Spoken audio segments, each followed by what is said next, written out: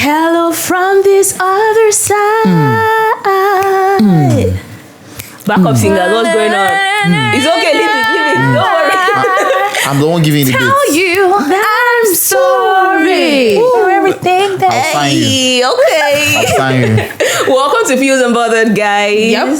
Hello from this side, and Fuze Unbothered is brought to you by Upfront and Personal. The gang is here. Hi guys, my name is Madichi. Hi guys, ABA Kings here. What's popping? Yes, we're off to a very good start because we have a whole lot of things to talk about. And one of them is the fact that we know a lot of people love to travel. A lot of people are jackpotting every day. But one thing that you should know is what to do when you're moving out and what to not do. What to Get not ready what for to Prof. not Gabby. She's about to give us some lessons. What to not do. We'll tell you the reason why we're talking about this when we get back from the short break. Don't go anywhere.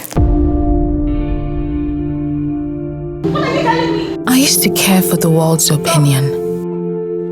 I used to fear their rejection. I used to beg for validation. And I used to wait to be seen. But the fire that burned in me was hotter. And the passion that lived in me had a voice of its own. So I stopped waiting and started to act. I stopped fearing and started to live. And when they thought I'd fail, I stepped into my power. Because my time is now. Amstel Malta, be your best. Fuze Unbothered. All right, so we're going to talk about why it's very important when you're traveling, to just be very, very careful and keep your two eyes open and watch. And this is from a story that happened very recently. A lady was moving from Lagos to Dubai, and then she stopped somewhere along the line, slept over in someone's house, and the person says, "I'm giving you these sachets of gari. I need you to help me deliver it to someone abroad," and that person is in Dubai. And you know how these things are. It's easy for people to move African food outside of the country, Nigerian food outside of the country. So you won't really suspect anything when someone is giving you something like gari or food stuff to take to someone abroad. So this lady accepts to do it. And now this 21-year-old lady finally gets, to the airport, and she's intercepted by NDLEA. They search her, belongings and find out that, that particular gari contains hard drugs. Oh my God. So this lady goes in for it. You know how these things are, with crimes like that. Explain. Yes, how are you going to explain that it wasn't me? It's found in your possession. So she actually holds up the board and everything. Luckily for her, 7 days after, according to her story, the truth was found out and she was eventually released, which almost always doesn't happen. So I'll just say that this was, she was lucky that she was able to be proven, not guilty or innocent. So I'm just going to say this. What's it when people are, doing things like this? I think it's really hard because when you trust someone, it's easy to just say, you know what, I don't think I can help you out. Yes. So this is hard because I think it's an issue of trust. So what I want to say about this issue is the fact that, luckily for the young lady who's about 21 years old, she got freed from, vindicated from these accusations and this crime. Because we've heard stories like this repeatedly where people are taken in for drug trafficking that they have no idea about. And that's mostly from cases where they're helping someone to transport stuff and all that. A lot of times you keep seeing on blogs and pages online that someone was, it's as bad as I saw I saw a video where they were trying to open up a sealed phone case, a sealed phone, a brand new phone actually. It was sealed. By the time the operatives in the other country opened it up, it was not a phone that was this, and I'm talking about a sealed smartphone. All right, when they opened it up and they brought out the case and started bringing out everything, it was actually like a bag of white powder, and you know what I'm talking about. And the person will be startled because you don't expect me to tear up someone's phone just to be. So that now brings me, because I mean, this is not even Gary. So now I'm like, how do people protect themselves when you can't even know all the time? It's simple. So I feel like the young lady was naive. Right? I think she was really, really naive. I mean, you said she was 21 years old, so she has probably not experienced that thing at all. Before, I feel like if it was someone else who has probably had that experience, not personally, but through other people's stories, the person would have. I mean, it's Gary. You should have.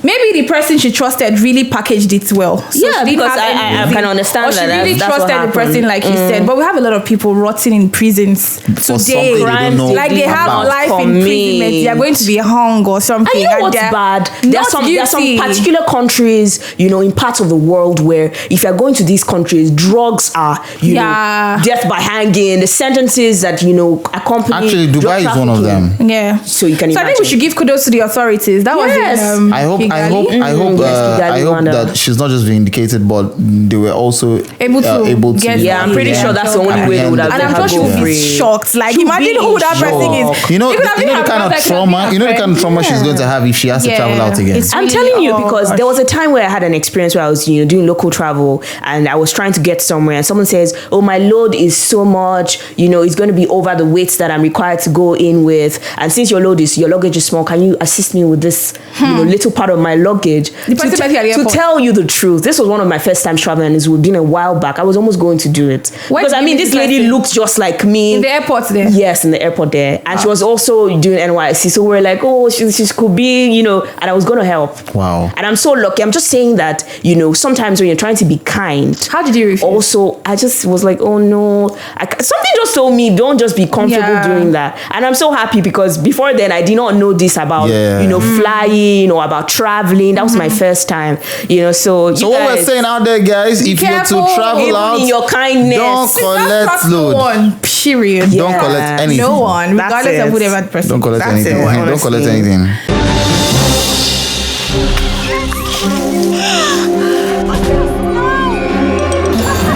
Multina, share happiness. Fuze Unbothered. All right, so moving on, there's a very cute video of a granny advising her granddaughter concerning the things of life. Men as come, we hear that every day. So she was driving and she was telling her, oh, don't let a guy cheat you. Not like cheating literally, but like don't let him play you, like getting you pregnant and all keep that. Keep your flower. But at the end of the day, I actually love that term. And all that. Yeah, true. Growing up, we had our parents say, if a guy touches you, you're going to get pregnant. If you talk to a guy, if you're in a room with a guy, you're gonna get raped. So I mean, it was just a cute video. Yeah, I think it was cute actually. Yeah, as it was well. really, really they don't use that phrase again. Keep your flower. Yeah, but I feel like people should keep that phrase. Keep your flower is a phrase that people should keep. I'm trying to Gabby, what are you doing? I don't know what I'm doing. But here's what the grammar says. I mean, I absolutely love her grammar. If you see the seriousness in which she was advising that lady, we didn't see the lady that she was advising, but the grammar was basically she was like, don't prove your love by trying to have sex by with having sex with him. And she was like, you know why? At the end of the day, if you do so, you are the one who's going to get pregnant. And you're going to be the one who bears all the consequences. And the guy I don't know you. We see videos of people who just dump their babies with letters, take care of my child and all that. And it's really... Well, I understand the kind of the century and the age understanding of the grammar, because like I don't expect a modern parent to advise your child not just to have sex. Like you now need to inform them that if at all that is going to happen, because there's every tendency that a teenager will do whatever they want to do. Okay. So now you now need to know with the rate of social media. Do you get it? With the rate, the age of internet, the accessibility to information worldwide and stuff like that, and the fact that almost every movie or series has like some level of soft sex scene. So what are you saying, AB? So it's better sex scene for me. It's better for you have. I don't know what sexy. No, but I really wanted to hear what it's better for you. It's better for you to inform them of preventive measures against STDs, pregnancies, and stuff like that. Now they're not going beyond. Are you trying to say that you can have sex, but be careful? Like, yes, that's what I'm saying. Use a condom if possible. Do you understand? That's what I'm saying. Oh, sorry.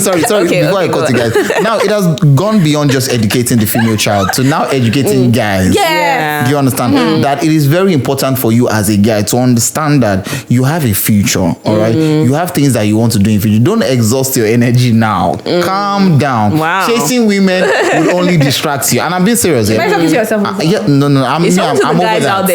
over that. I'm just saying that, now the education has gone beyond just informing the younger ladies, but also informing guys that, okay, now there's vasectomy, there's there are also methods now that are even for men. Do you understand? So it has gone beyond just educating, because every time when it comes to sex education and preventive measures, it always boils down to talking to the female child. You get what I'm saying? Okay, so here's what I'm gonna say, to just wrap this all up. To the young girl who's out there, keep your flower. Yeah. Keep your flower. What if you cannot keep it? Let's be realistic. Okay, let's be realistic. But what I'm just saying is, how we see a lot of young girls that are naive, and a guy comes and just deceives you, and at the end of the year, they won't bear any consequences. Give them the sweet nothings. Please protect yourself. Yeah. We're gonna go on a short break. Keep your flower. Okay. When we get back, we'll talk about more things. Don't go anywhere. I used to care for the world's opinion. I used to fear their rejection. I used to beg for validation. And I used to wait to be seen. But the fire that burned in me was hotter. And the passion that lived in me had a voice of its own. So I stopped waiting and started to act. I stopped fearing and started to live. And when they thought I'd fail, I stepped into my power. Because my time is now. Amstel Malta, be your best.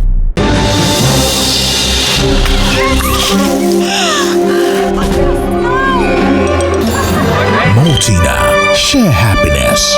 Fuze Unbothered. Welcome back, guys. Now, this is something that I feel like a larger percent of Nigerians and Africans can relate to, and that's talking about the Japa plans and all that. And this, what I'm trying to say categorically is the fact that people don't tell friends or extended families when they're about to travel out. When they are going for a visa application, they keep their mouth shut. When they are building houses, they don't say anything. When they're about to embark on a special project, they don't say anything. We understand the place of diabolic powers and the extra physical powers, the influence of that and all that. But what other reasons do you think that people don't tell friends or family members when they're about to make some certain decision, especially visa interview and when they want to travel out? Until they I mean, this is coming from one tweet that I saw recently. A guy said he's been friend with he has a friend of like 16 years, a friendship of like 16 years, I beg your pardon. And they had a drink like 2-3 days ago. His friend. Do you understand? Then after that, a week later, he just saw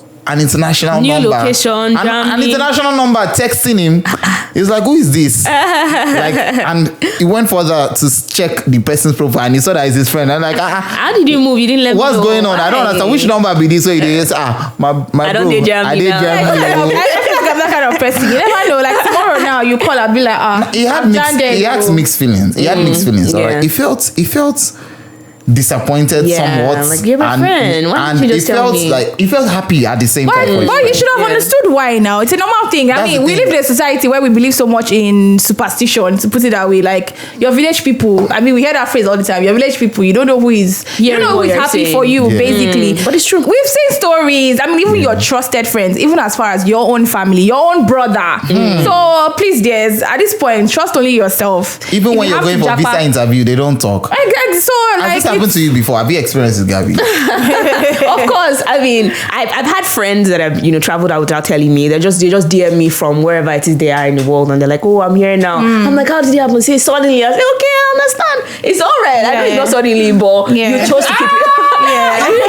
You chose to keep it quiet. I get it because I can understand that. But I've also had friends who have told me I'm traveling, and I'm like, "Oh, I wish you well." It shows two different things, But at the end of the day, I'll say a lot of people are careful to not jinx it. Sometimes it's not that they don't trust their friends. They just don't want to jinx something by talking too much about it. But how would you feel though? How would you feel if you get like what would be your mixed feeling? Just like the guy first, I'm like, you should have told me. Then I'm like, I'm happy for you. Anyway, I feel like it depends on the person, Sha. Everybody right now on Twitter just wants to post that picture of welcome to a new dispensation. Like, okay, it go be, we don't move. We'll get there. Oh, really? I guess.